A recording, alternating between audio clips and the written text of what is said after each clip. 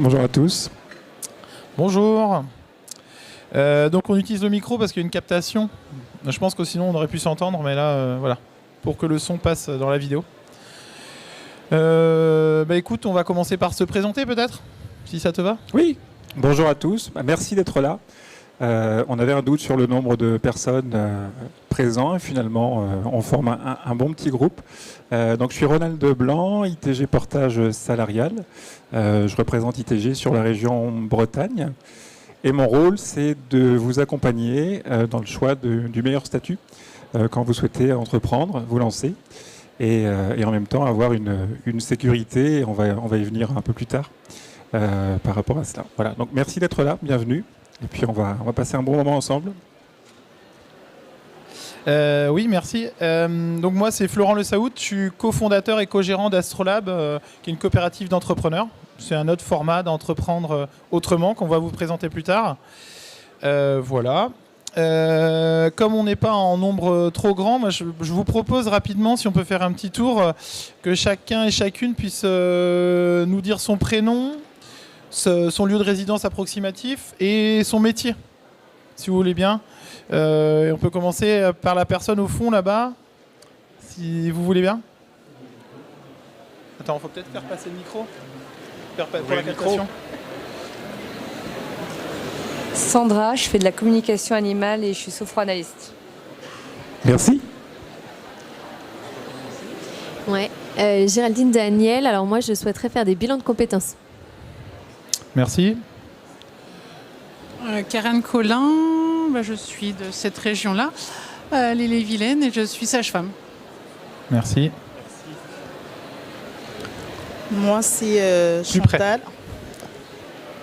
Ouais. Chantal, en cours de création, naturopathe. Ok, merci.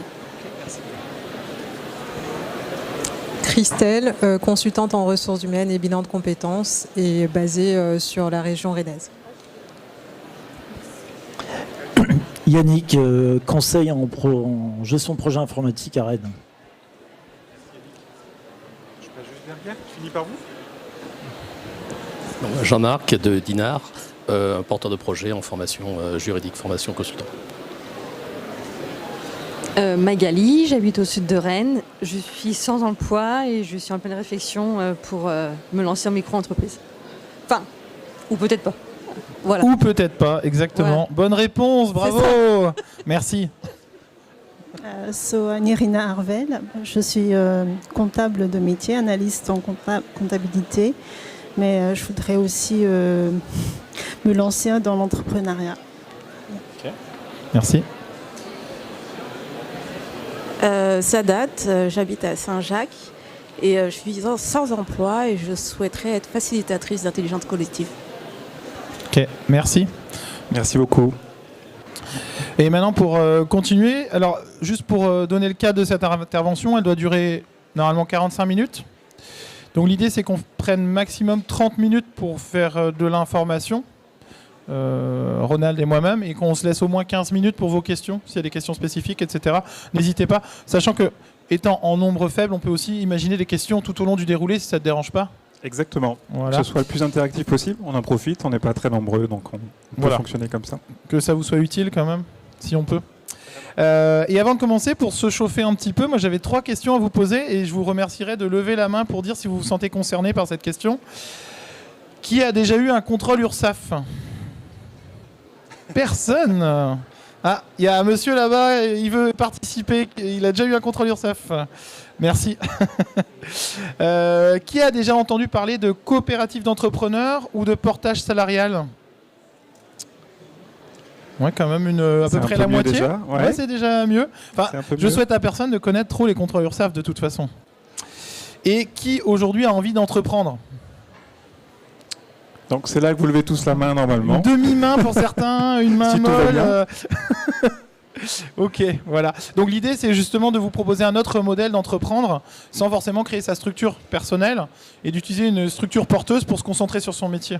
Et c'est ça qu'on va essayer de vous présenter tout de suite. Et bien voilà, on va continuer.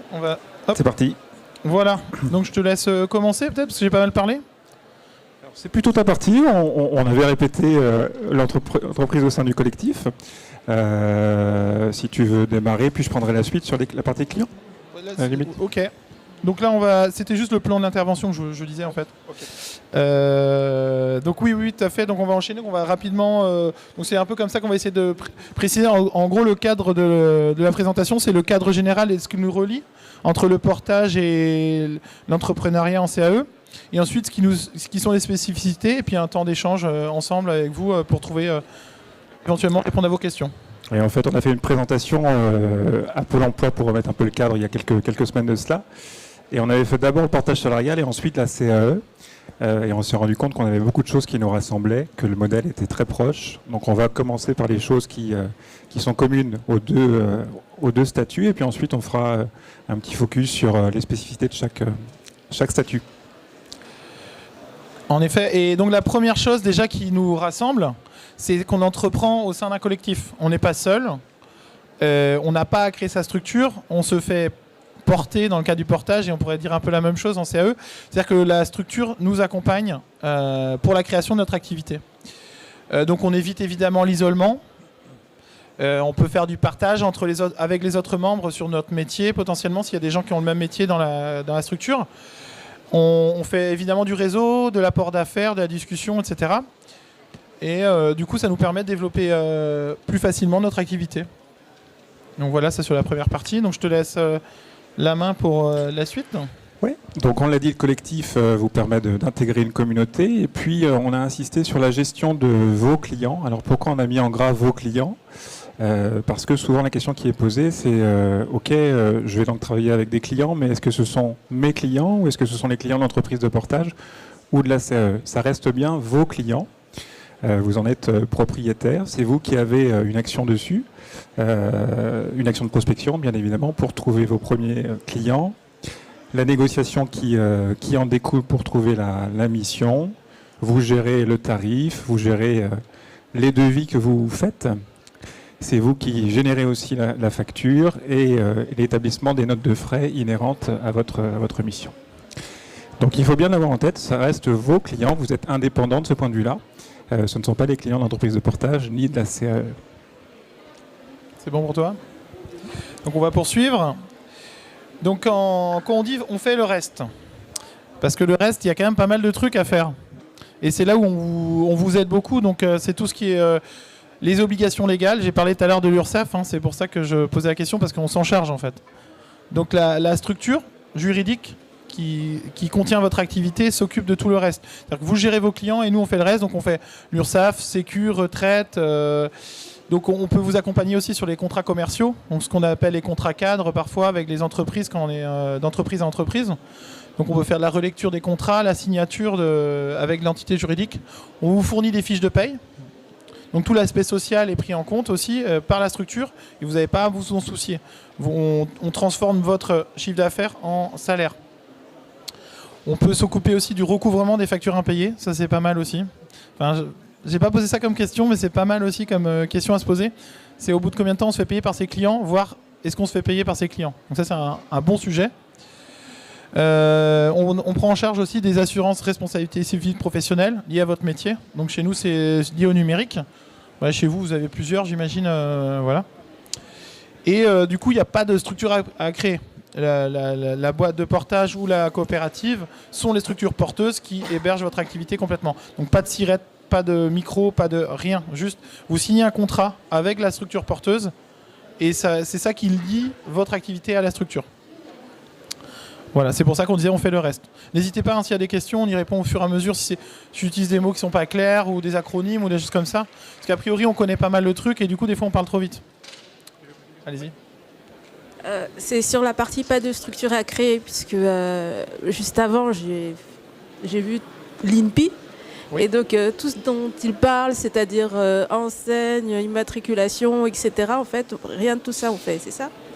Alors l'INPI sert à la protection de l'identité et de la propriété intellectuelle, ce qui est un peu différent. Par exemple, si vous avez une marque commerciale que vous avez envie de développer au sein de nos structures, vous pouvez la déposer auprès de l'INPI en votre nom. Et sous le même principe que vos clients vous appartiennent, votre marque commerciale vous appartient. Et donc développer sa marque commerciale, son identité visuelle, son site web, pourquoi pas. Et à ce moment-là, autant protéger son nom, aussi pourquoi pas. Ça dépend, à vous de voir, mais en tout cas, rien ne l'empêche. Par contre, il n'y a rien en tant que structure juridique à créer. Il n'y a pas d'entreprise à créer. Il n'y a pas de statut à déposer, règlement intérieur, contrat ci, contrat ça. Vous signez un contrat avec la structure porteuse et vous êtes hébergé. Tirette. Du coup, pas de numéro de tirette, pas de statut juridique à créer. Voilà, le SIRET, c'est le SIRET de l'entreprise. Exactement. Voilà. Mais donc l'INPI vient en complément, et ça, c'est plutôt pour de la protection de la marque commerciale, en fait. Ce qui est un peu différent. Et ça, par contre, ça peut avoir du sens selon ce que vous faites.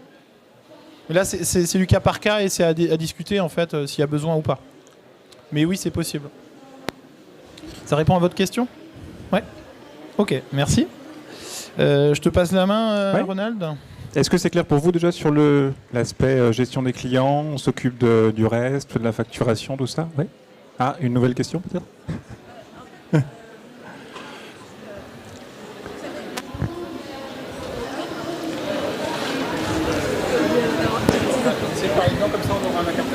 Ah oui, donc je venais d'avoir toutes ces informations. Donc tout ce qui est nom de domaine et autres, c'est quoi du coup? C'est moi qui le fais ou pas besoin non plus? Sur l'identifier en ligne, par exemple, si vous créez un site web, des choses comme ça, le mieux, c'est que vous preniez vous-même votre nom et que vous passiez ça en facturation, soit via l'entreprise, soit en note de frais, enfin tout dépend. Mais en général, les gens, leur nom de domaine, ils l'achètent en propre. Et après, ils le passent dans leur activité en tant que dépense d'activité pour la réalisation de leur activité économique. Donc ça peut être une facture qui est passée en note de frais. Donc on prend chez un hébergeur un nom de domaine, un espace d'hébergement web, enfin voilà, et ensuite on passe ça en frais d'activité. En fait, la création du nom de domaine n'est pas un statut en soi. Votre nom de... Ouais. Non, ça c'est moi qui ai ça marchera pas. Il a saboté le micro. Ah, c'est mieux. C'est mieux. Du coup, je parle de la CAE, c'est ça? Non, c'est bon. Béatrice, Benoît, je vous passe la parole. Vous pouvez utiliser votre nom de domaine, c'est vraiment la partie commerciale de votre activité, de votre mission. Mais en effet, pas de numéro de SIRET, pas plus de prestations que ça à faire. Je vais continuer avec ton micro si tu veux. Donc j'enchaîne finalement avec la protection sociale. Quand vous êtes, que ce soit en portage ou en CAE, donc c'est pareil, vous êtes dépendant du régime général, donc comme un salarié classique au final. Hein. Et donc à ce titre, vous avez la sécurité sociale, la retraite et la retraite complémentaire, les cotisations chômage. Donc c'est-à-dire qu'en sortie de portage ou de CAE, vous pouvez très bien avoir le chômage. Ça c'est intéressant à connaître. Au niveau des complémentaires, donc la mutuelle, complémentaire santé et la prévoyance. Alors souvent les gens ne savent pas trop à quoi ça sert la prévoyance. En gros, c'est si vous arrivez à un grave accident, genre invalidité ou voire mort, c'est pas très cool, mais voilà, c'est à ça que ça sert la prévoyance. Puis aussi on intègre de la formation, que ce soit via donc le compte formation, compte personnel de formation, ça c'est ce que vous pouvez utiliser en propre, mais aussi via nos OPCO, donc les organismes paritaires de financement de la formation, où là on peut aussi passer certaines formations via les organismes de formation. Et dans nos deux structures, ce qui n'est pas le cas tout le temps, dans tous les CAE en tout cas, on a tous statut cadre aussi, par définition. Voilà. Ça va là-dessus? Bon, c'est clair. Je te passe la main du coup. Oui. En gros, si je comprends bien, en fait, on est votre salarié en fait. C'est ça? De votre entreprise. Mais il y a... D'accord. Mais en même temps, on est votre salarié, mais en même temps, vous êtes notre partenaire. Parce qu'en fait, si on crée un chiffre d'affaires, on a notre clientèle, comment ça se passe en fait?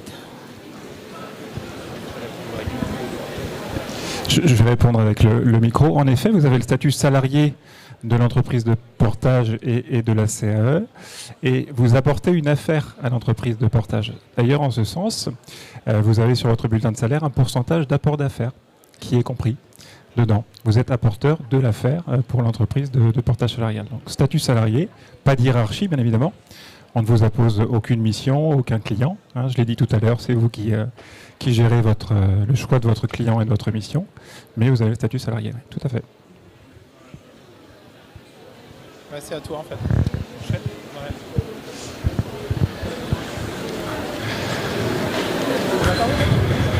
Ouais, tu avais dû finir.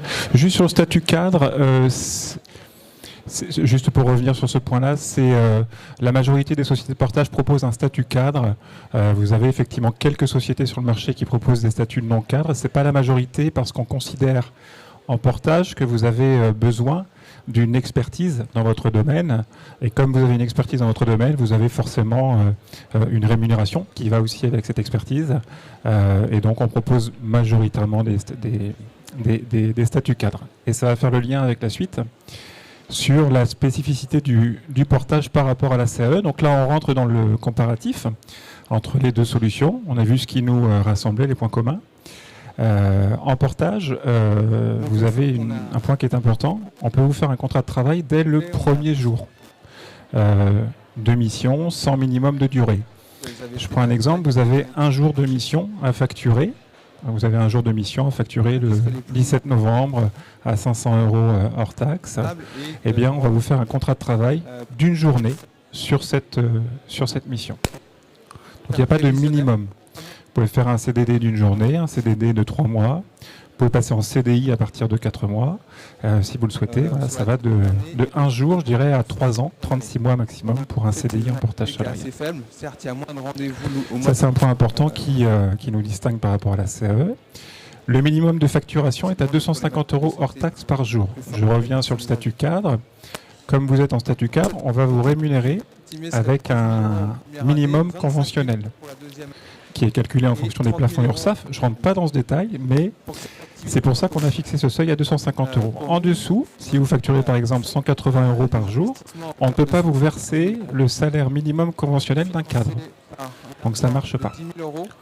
Donc on passe à 250 €. Comme vous avez une expertise dans votre domaine et une compétence certaine, la majorité sont au-dessus de 250 €. Et c'est pour ça que vous êtes intéressé par le portage et qu'on étudie votre projet. Alors, le portage s'adresse à qui? Parce que ça s'adresse à 750 métiers, mais pas tous. Si vous êtes coiffeur, si vous êtes kiné, ça ne fonctionnera pas. Il faut que ce soit exclusivement une prestation de service intellectuelle. J'entends par là des formateurs, des consultants informatiques, des personnes qui apportent un service intellectuel à l'entreprise. Je prends toujours l'exemple de mon coiffeur. Vous êtes coiffeur, on ne peut pas porter votre activité. Vous êtes formateur de coiffeur, ça fonctionne. Parce que vous n'avez pas de manipulation, vous n'avez pas de stock, pas de marchandises, pas de ciseaux, mais vous dispensez une formation intellectuelle auprès des coiffeurs. Donc souvent c'est parlant. Voilà. Dernière chose sur le portage salarial, et c'est propre à ITG notamment, on vous certifie Calliope. Ça c'est le cas des formateurs qui souhaitent dispenser des formations certifiées Calliope. De fait, quand vous êtes porté par ITG, vous avez la certification Calliope. Alors je crois qu'il n'y a pas de formateur aujourd'hui, si, un en effet, du côté de Dinard. On en avait parlé hier ensemble là-dessus. Ça c'est un point important, puisque forcément vos clients vont demander si vous êtes certifié Calliope. Ça inclut une prise en charge de l'OPCO de votre client. Donc c'est un vrai atout. C'est un vrai atout.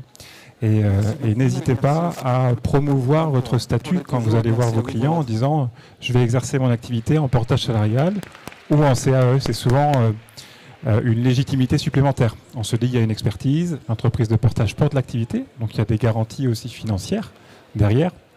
Donc ça peut être une valeur ajoutée pour votre profil sur le marché des indépendants.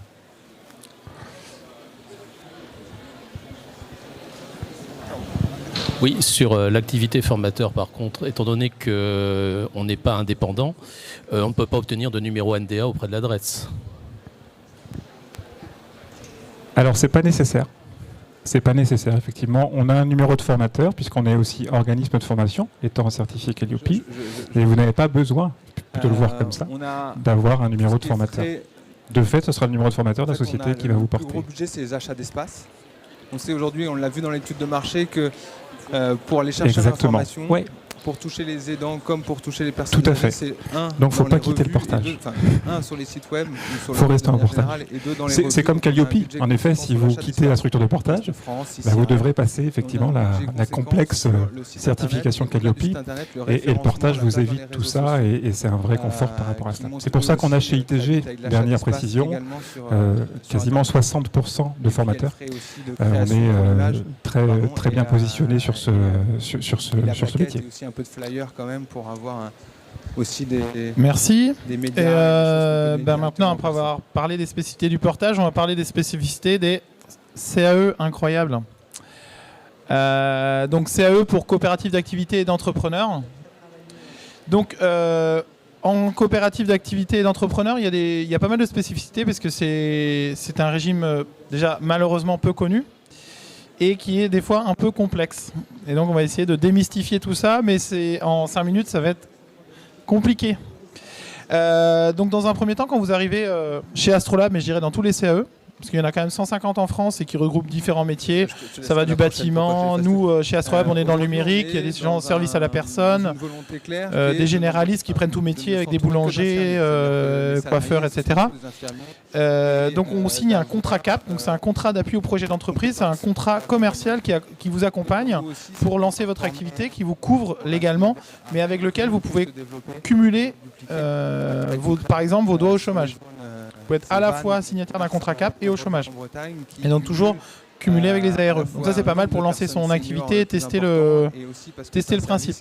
Quand votre activité est mature, vous avez développé vos clients, que vous avez un peu de chiffre d'affaires, un peu de visibilité, vous passez en CESA, contrat d'entrepreneur salarié associé. Ce qu'il faut lire en CESA en fait, ici, c'est juste un CDI de droit commun, avec une seule spécificité à ce titre, c'est que votre salaire est variable en fonction de votre chiffre d'affaires. C'est pour ça qu'on dit entrepreneur et salarié. Vous êtes en CDI, mais avec un salaire variable. Un peu, si vous connaissez les commerciaux dans les entreprises intéressés sur les marges de vente, etc., avec une part fixe, une part variable. C'est un peu sur ce principe-là. Mais c'est un vrai CDI de droit commun. Et c'est ce qu'on a vu avant par rapport à la protection sociale, mutuelle, prévoyance, retraite, chômage, etc. En coopérative, puisque justement c'est une coopérative, on a vocation à devenir sociétaire et participer à la stratégie et à la gouvernance de l'entreprise. C'est votre entreprise. Vous êtes co-gestionnaire de l'entreprise. Et donc à ce titre, et dans les CAE, c'est une spécificité, on doit devenir sociétaire dans les 3 ans. C'est une obligation légale liée à la loi ESS, dite loi Hamon. Je ne rentre pas trop dans les détails, on peut en parler, il n'y a pas de souci, mais c'est un peu technique. Donc la conséquence du sociétariat et d'être en coopérative, c'est qu'on participe à la gouvernance de l'entreprise, ce qu'on appelle une gouvernance partagée. Donc il y a plusieurs instances, on participe à l'Assemblée Générale, on participe selon les coopératives à d'autres instances de discussion dans lesquelles on peut soit décider, soit discuter, soit proposer des idées, etc. Nous sommes une structure de l'ESS. Est-ce que vous connaissez ce que c'est l'ESS? Non, pas sûr. Donc c'est pour l'économie sociale et solidaire. C'est un pan de l'économie qui essaye de replacer l'humain au centre du projet économique. Donc, dans l'ESS, en général, l'argent est un moyen, mais pas une fin en soi. C'est un moyen de réaliser un projet, c'est un moyen de se rémunérer, c'est un moyen de vivre, mais c'est pas une fin en soi de toujours forcément gagner plus et d'optimiser l'argent uniquement. C'est vraiment de centrer sur l'humain. Donc, on n'a pas de minimum de facturation. Chez nous, il n'y a pas de minimum de facturation. Et on a, chez nous, encore une fois, chez Astrolabe, c'est toute activité dans le numérique. Et je me permets de parler des autres CAE parce que c'est intéressant. Et on a un stand qui est juste là derrière. Selon votre domaine d'activité, il y a des gens service à la personne, bâtiment, enfin à peu près tous les métiers, sauf les métiers à ordre. Donc tout ce qui est avocat ou tout ce qui est médical, ça c'est interdit. Mais sinon, quasiment tous les métiers sont couverts par les CAE de France. Et on travaille aussi, alors ça c'est un peu spécifique, c'est sur l'agrément crédit impôt recherche. Ça fait beaucoup de mots, hein, mais l'agrément crédit impôt recherche, ça permet de faire travailler sur des projets de R&D chez ses clients. Je suis pas sûr que tout le monde soit... Oula. C'est toi? Non? Tu veux me saboter la présentation? Je t'ai laissé tranquille pourtant. C'est trop long, c'est trop long. Donc voilà, agrément CIR, donc c'est pour les projets d'innovation et de R&D dans le numérique, tout simplement. Voilà, j'ai utilisé beaucoup de mots, beaucoup d'acronymes. J'espère que c'est à peu près clair. Et c'est expédié en plus top chrono. Ça va? Il y a des questions? Je n'ai pas compris contrat CAP et CESA. Merci, et c'est une question à laquelle je m'attendais un petit peu, parce que c'est pas très simple, comme je l'ai dit en introduction. Le contrat CAP, c'est un contrat commercial qui vous lie à l'entreprise pour tester son activité. J'ai pas défini, mais contrat CAP, c'est un contrat d'appui au projet d'entreprise. Donc à partir du moment où on signe un contrat CAP avec sa coopérative, on est de fait lié à la coopérative, et donc on peut exercer légalement son activité d'entrepreneur. On utilise, comme quand on est en CESA, le SIRET de l'entreprise pour faire ses devis, ses factures, etc. Il n'y a pas de problème. On peut aussi faire des notes de frais, mais on n'est de fait pas salarié. Et en général, et c'est là où ça va peut-être paraître étonnant, en contrat cap, on ne se rémunère pas. Parce que souvent, c'est une phase où on doit monter en activité, commencer à développer son activité, rentrer les premières factures, et avec les délais de paiement client qui sont des fois à 45... Enfin, en tout cas, moi, c'est mon cas. Mon client me paye à 45 jours fin de mois. Entre le moment où j'ai travaillé, le moment où j'ai émis une facture et le moment où je touche les premiers euros, il se passe quasi 3 mois, par exemple. Donc c'est pour ça que cette phase de contrat cap, c'est là pour se constituer sa trésorerie, pour ensuite pouvoir passer en CESA. Et qui est lui-même, par contre, un contrat de travail tout à fait classique, à part la rémunération variable. Et donc cette phase de cap, c'est pour tester son activité. Et à ce titre, c'est pour ça que je parlais, par exemple, de pendant ce temps-là, on a besoin d'argent pour vivre, en général. Sauf si on a, je sais pas, on est rentier, j'en sais rien. Mais en tout cas, la plupart des gens, c'est pas le cas. Donc on a besoin d'un logement, de la nourriture, etc. Et donc souvent, c'est bien si on a la chance d'avoir un peu de chômage ou d'autres façons d'être rémunéré durant cette phase de transition pour accumuler de la trésorerie et pour passer en contrat d'entrepreneur salarié. Je sais pas si ça répond à votre question. Toujours pas clair ? Ouais, c'est un peu. Ouais, on peut peut-être dire ça. C'est une sorte de période d'essai pour tester son projet, le valider économiquement, pour ensuite le pérenniser en entrepreneur salarié, contrat de travail. On va dire ça comme ça. Après, on peut en discuter, il n'y a pas de souci, mais je sais que c'est pour ça que j'ai dit en introduction, c'est un peu connu et assez compliqué, et donc c'est pas forcément clair dès le début. Mais on y arrive. Il y a bon espoir. Je sais pas s'il y a d'autres. Ouais, carrément. Est-ce que du coup il y a une phase d'entretien, on va dire, pour intégrer soit le collectif, soit l'entreprise de portage ? Tu peux répondre ? Une phase d'entretien, c'est ça ? Un peu comme, comme on est. De recrutement, je voulais dire. Ouais, voilà, c'est ça. Non, à partir du moment où, tout le monde. du point de vue du portage, ouais, c'est ça. Si vous rentrez dans les critères qu'on a évoqués au préalable, non, il n'y a pas de sélection sur votre profil. Vous montez un dossier de recrutement avec des pièces justificatives pour vous créer votre contrat de travail, mais on n'évalue pas votre niveau par rapport à d'autres consultants éventuels. On s'assure juste que vous facturez suffisamment et que vous avez l'expertise requise pour pouvoir signer un contrat de prestation, tout simplement. Il n'y a pas d'entretien candidat. Ça, du coup, moi, je vais en parler pour la CAE parce que c'est un peu différent. Du coup, il n'y a pas à foncièrement parler une sélection, mais en tout cas, il y a des entretiens. Parce que la CAE, on prévoit plus une relation de long terme avec la personne. Et donc, on se dit, est-ce que la personne se sentira bien en fait dans cette structure ? Est-ce que ça lui correspond ? Parce que déjà il y a diverses coopératives, il y a plusieurs formes d'entreprises, etc. Donc en général, en première instance, on discute avec moi. Ensuite, on discute dans un deuxième temps avec le co-gérant. On vous fait un retour sur votre projet en disant là on pense que déjà, mais il y a l'aspect légal et juridique évidemment, hein, ça c'est le premier truc, où on vous fait un retour si on pense que le projet peut être hébergé, que vous vous intégrerez bien dans le collectif. Et suite à ce retour-là, dans le même ordre, vous nous faites un retour en disant oui, ok, j'ai bien réfléchi, c'est bien Astrolab qui me correspond, c'est vraiment là que je veux aller, c'est génial et c'est super. Et donc vous nous confirmez aussi votre souhait de nous rejoindre. Et à l'issue de ça, on lance la préparation des contrats. Mais oui, alors c'est pas une vraie sélection en tant que telle, notamment on ne juge pas forcément le projet économique, parce qu'on considère que la meilleure personne pour connaître son projet économique, c'est vous, a priori. Mais par contre, on va questionner et on peut vous accompagner sur des prévisionnels, des choses comme ça. Durant cette phase-là, on peut vous dire, on peut vous donner un modèle de prévisionnel et vous pouvez essayer de le remplir pour voir quel est votre salaire souhaité. Et donc, basé sur ce salaire souhaité, combien de chiffre d'affaires il faut sortir. Parce que ça, c'est important de le prévoir. Parce que soit on a un taux journalier qui est important, auquel cas on peut travailler pas beaucoup de jours. Soit si le taux journalier est moins important, il faut travailler plus de jours, par exemple. C'est un peu caricatural ce que je dis, mais ça permet de savoir où on va, en fait. Donc ça, on vous accompagne et on vous conseille, mais on ne vous empêche pas de le faire. Je sais pas, ça répond à... Ça va ? Ok, super. Oui. Alors ma question, ça concerne en fait la rémunération. Quand on commence, vous avez, si j'ai bien compris, vous avez dit qu'il faut 250 € par jour de facturation minimum. Et pour le salaire, dans ce cas-là, comment est-ce que vous évaluez le salaire Alors, je vais vous donner un chiffre, mais très grossier.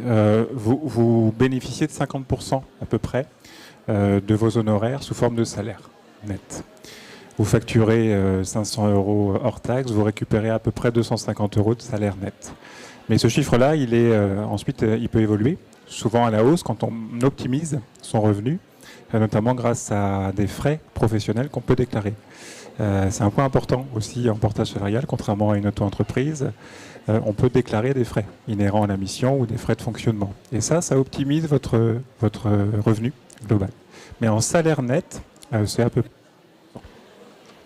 entre 48 et 50.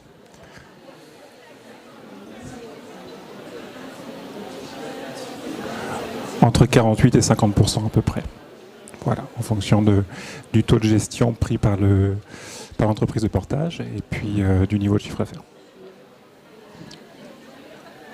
Tout ce qui est PFR, tout ce qui est charge, c'est nous-mêmes qui s'occupons, c'est à notre charge en fait, ou bien ce sera aussi comment faire parce que je sais pas. Comment s'articule la rémunération, c'est ça? En fait, ouais. En fait, en portage salarial, vous partez on va prendre l'exemple de 1 000 €. 1 000 € de facturation client. Sur ces 1 000 €, on va prendre, l'entreprise de portage va se rémunérer sur un pourcentage, ça peut être par exemple 7%. Donc on va enlever 70 € sur les 1 000 €. 70 €, ça va dans la poche d'ITG pour l'accompagnement, la gestion administrative, etc. Et à partir de ces 930 € de chiffre d'affaires hors frais de gestion, on calcule votre salaire net avec des cotisations patronales, des prélèvements obligatoires et des cotisations salariales. C'est tout l'intérêt, c'est d'avoir cette couverture salariale classique du salarié. Et à la fin, il vous reste effectivement sur 1 000 € à peu près 500 €. Ouais, et là, sur cette partie-là, en fait, c'est pareil, parce que ça ressort du droit du travail et de l'URSSAF, en fait. Donc toutes les contributions sociales qui sont payées, retraite, chômage, régime général, enfin voilà, ça c'est du commun en fait. Et comme on est en plus en statut cadre, on a les mêmes assiettes de contribution. Donc là-dessus, ça ne différera pas de structure globalement. Ça fait à peu près du même ordre de grandeur.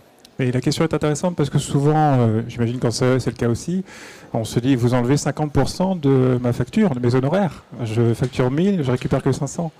Mais c'est pas l'entreprise de portage qui prend 50% ni la CAE. C'est vraiment, on aimerait bien. Ouais, on aimerait bien, mais non. On prend entre 5 et 8, 9%. Et tout le reste, c'est ce qui vous sert justement à bénéficier d'une protection sociale dont on vient de parler. Et donc pour CAE, quand on est encore dans le cadre du CAP, on n'est pas encore rémunéré. On n'est pas rémunéré dans ce cas-là. On doit faire nos preuves et on n'est pas rémunéré tant que c'est pas basculé au niveau CESA. C'est ça. Alors c'est pas exactement ça. Tout l'argent que vous avez sur votre compte, ce qu'on appelle le compte entrepreneur, parce alors en compta, pour ceux qui kiffent la compta, je vais utiliser un mot qui s'appelle la compta analytique. Chaque personne au sein d'Astrolabe, mais j'espère aussi en portage, a un compte analytique rattaché à son activité. Et donc en fait, on fait une mini compta individualisée pour chaque personne. Donc déjà, premièrement, l'argent qui arrive, c'est votre argent. Déjà. Donc quand on dit on ne paye pas, c'est par défaut, les gens ne se rémunèrent pas. Ce qui est différent, parce que si les gens nous demandent de se payer en cap, on peut le faire. Ce qui est juste pas optimal, parce que c'est un moment pour tester son activité et constituer son besoin en fonds de roulement ou son... Enfin, on l'appelle comme on veut, ou sa trésorerie, ou voilà. Donc, en général, les gens ne se payent pas dans cette période, mais on peut le faire. Seulement, comme ce n'est pas un contrat de travail, les exonérations de cotisations sociales sur les bas salaires ne sont pas prises en compte, dites loi Fillon, par exemple. Donc, d'un point de vue social, c'est quand même pas super intéressant. Et le but, surtout, c'est de vraiment constituer un fonds de roulement pour lancer son activité et tester la pérennité, et après pouvoir se rémunérer de manière pérenne, à long terme. Donc, c'est pas qu'on ne va pas payer, c'est que par défaut, les gens ne le demandent pas. Parce que c'est pas forcément intéressant. Et c'est pas optimal dans la gestion de leur activité. Mais si les gens nous disent j'ai besoin d'argent, on le donne. Il n'y a pas de souci. On peut faire une rémunération. On ne fait pas un salaire, parce qu'un salaire, il faut être salarié. Donc on fait une rémunération. Alors on joue sur les mots, mais factuellement, ça change des choses. Ben voilà. Mais rien ne l'empêche. C'est juste que par défaut, on ne le fait pas. Ce qui est un peu différent. Ça répond Pour bien clarifier les choses, par exemple, j'apporte une prestation d'une valeur, par exemple, de 500 € par mois, dans le cadre de CAE. Dans ce cas-là, comment est-ce que je gagne alors si vous dites que vous ne donnez pas de salaire, mais vous pouvez rémunérer. Dans ce cas-là, comment vous me rémunérez si j'apporte un chiffre d'affaires de ces 500 € par exemple? Alors, ce qui se passe, imaginons que vous êtes à, je sais pas, on va dire une prestation 500 € la journée, vous faites 20 jours dans le mois, ça fait une facture de 10 000 €. Donc vous émettez votre facture, donc vous travaillez le 1er janvier, vous émettez votre facture le 31 janvier. Donc là, ça passé un mois. Votre facture est payée 45 jours fin de mois. En gros, ça veut dire qu'en avril, on a l'argent. Déjà, premièrement. Vous avez travaillé et on est en avril et on est seulement payé. Là, ça, c'est les premiers délais incompressibles qui n'ont rien à voir avec la CAE. C'est deux faits, c'est comme ça. Ça, c'est la première chose. Quand l'argent arrive, puisque vous n'avez pas encore de trésorerie, vous démarrez et l'argent il commence à tomber, la rémunération potentielle en cap, ce dont j'imagine vous souhaitez savoir, on peut le faire. Donc vous nous dites ce mois-là, quand l'argent est tombé, vous nous dites bah oui, moi je veux me payer, je sais pas, 2 000 €. Et s'il y a l'argent, on va le faire. Rien ne l'empêche. Mais nous, surtout si vous avez par exemple par ailleurs le chômage, on va plutôt vous dire bah, gardez votre trésorerie, accumulez de trésorerie sur votre compte d'activité et vous l'utiliserez quand vous aurez constitué une trésorerie correcte pour vous rémunérer de manière à long terme, pour constituer votre une rémunération, on va dire, moyennée et lissée. Parce que quand on est entrepreneur, le risque c'est aussi d'avoir des hauts et des bas dans son activité. On peut avoir des mois où ça marche plus ou moins bien, notamment selon certaines activités qui sont saisonnières ou contre-saisonnières. C'est-à-dire que des fois, pour certains ou certaines, l'été, c'est difficile. Parce qu'il n'y a pas les clients qui sont là, tout le monde est en vacances, j'en sais rien. Et donc c'est bien de se constituer une trésorerie qu'on utilise à long terme et on joue là-dessus pour faire se constituer en fait un salaire qui est à peu près fixe à l'année pour pouvoir faire de la prévisibilité. Notamment si on veut aller voir son banquier pour acheter un truc, c'est mieux d'avoir des salaires à peu près prévisibles sur l'année. Ça rassure tout le monde. Mais donc en contrat cap, l'idée c'est plutôt de se dire le contrat cap est là pour tester. Et donc quand on a de l'argent, on va plutôt passer en César. Et être salarié de droit commun et se rémunérer avec un salaire. Mais c'est possible, encore une fois, mais c'est juste que c'est pas ce qu'on fait. J'espère que ça a éclairci. Ça va ? Ok. Donc là, je sais pas s'il y a d'autres questions. On a enchaîné sur les questions-réponses, c'est très très bien. Très très bien. Si vous avez d'autres questions qui peuvent vous éclairer, sinon on passe au vote. Hein. Tapez 1 pour la CAE et tapez 2 pour le portage. Merci de créer une bonne ambiance compétitive. Alors nous, on fait pas de la compétition, on fait de la coopération. On a prévu la battle. On a prévu la battle. Non, n'hésitez pas, si on a encore un peu de temps pour échanger même sur vos projets personnels, sur vos attentes. En gros, si je comprends bien, votre entreprise ne concerne pas les professions libérales. Oui, en effet. Toutes les professions libérales et a fortiori réglementées ne sont pas éligibles au portage salarial. Non réglementées aussi, oui.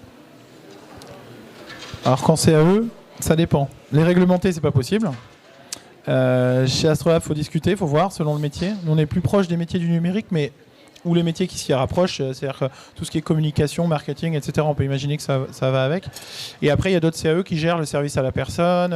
Comme j'ai dit tout à l'heure, il y a des CAE qui font du bâtiment, il y a une CAE qui fait dans tout ce qui est bureau d'études, par exemple, pour tout ce qui est études structurelles. Enfin, voilà, il y a quasiment tous les métiers qui sont possibles d'être hébergés en CAE, par contre. C'est pas ça. En profession libérale, vous avez un exemple concret, peut-être? Oui. J'ai pas entendu. Les métiers du bien-être, pour le coup, à la personne, hein, c'est ça? Le métier plutôt bien-être à la personne. Oui. Oui, et ben ça c'est pas un souci en fait, ouais. Il y a même des psychologues qui font aussi en CAE, enfin voilà, tout ce qui est, ouais, ça c'est possible en CAE. C'est pour ça qu'on travaille ensemble. Moi, j'envoie le bien-être à la personne à Florent. Florent m'envoie pas grand-chose, parce qu'il y a du coup beaucoup de choses d'éligibles. Mais en effet, c'est aussi des complémentarités. Ouais. Portage CAE. Ouais. Complètement. Ok, merci. Il y a d'autres points de précision? Ça va pour vous? Pour info, ceux qui sont intéressés pour savoir plus sur les CAE, moi je fais une réunion d'information collective en visio ce soir, ou à Rennes, pour en savoir plus spécifiquement sur les CAE. Donc voilà, vous me dites et je vous donne le lien de la visio éventuellement si vous voulez la suivre. C'est à 18h30. Donc moi je vais courir faire ma visio tout à l'heure. Oui, c'est dans pas longtemps. Ouais. Mais voilà. En tout cas, s'il y a des questions, n'hésitez pas. On a encore, je sais pas quelle heure il est, mais on doit être pas mal. Il reste 5 minutes. Ouais. Non, ça va. On a terminé avec les questions. Minutes. N'hésitez pas. S'il n'y a pas de questions. C'était clair pour vous? C'était évident, même. Je dirais, c'était limpide. Ouais, on est encore payé 5 minutes. Hein, n'hésitez pas. Ouais, et puis payé cher en plus. Donc profitez-en pour en avoir pour votre argent. C'est ça. Non, mais s'il n'y a pas de questions, on va vous remercier de votre attention, en espérant qu'on vous a apporté quelque chose. S'il y a besoin de précision, donc on avait mis les emails au début, on va le remettre. Vous nous contactez, tout simplement, et puis on pourra voir à convenir d'un rendez-vous spécifique pour discuter de votre projet, plus à même. Vous avez sûrement besoin d'un peu de temps de réflexion, de voir un peu comment vous projetez. Et voilà, en tout cas, on peut vous aider à maturer aussi sur le projet. On est disponible là pour vous aider. Et encore 30 minutes ici, sur le salon. Et oui, 30 minutes, c'est vrai, n'hésitez pas. Et le portage salarial, c'est à 2 mètres, juste derrière vous. Le portage, c'est là. Et les CAE, c'est à côté de la BPI, là-bas, en deuxième rang. Donc, il ne faut pas hésiter à franchir le cap et passer le premier rang. On est un peu caché derrière. Donc, voilà. Mais oui, n'hésitez pas à passer sur les stands aussi, que ce soit les CAE ou le portage ici. Vous l'avez compris, c'est vraiment des projets individuels qu'on étudie. Donc, c'est important. Là, on fait une présentation très générale, très globale de comment ça fonctionne. Mais ensuite, on s'adapte à chaque projet, chaque profil. Et c'est toute la valeur ajoutée qu'on peut avoir dans l'accompagnement. C'est ce que disait Florent tout à l'heure. Complètement. Ouais. Merci à tous. Merci. Bonne soirée. Merci. Bonne fin de salon. Les applaudissements étaient, étaient très naturels. Merci. Wouh.